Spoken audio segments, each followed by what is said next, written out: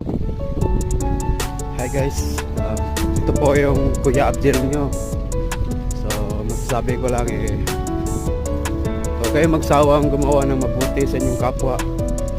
Kahit na kapalit ay hindi maganda, patuloy pa rin kayo sa paggawa ng mabuti. So gawin nyo rin yung tama. So pag ganoon, huwag tayong gumante mga kapatid. Sapat na yung manahimik ka, sapat na yung tumigil ka sa pagsasalita. Sapat na yung ganun. Kasi naman nag-i-explain ka tapos hindi naman yun pinapakinggan. Huwag ka lang magsawa na magpakabuti sa kapwa. Patuloy mo lang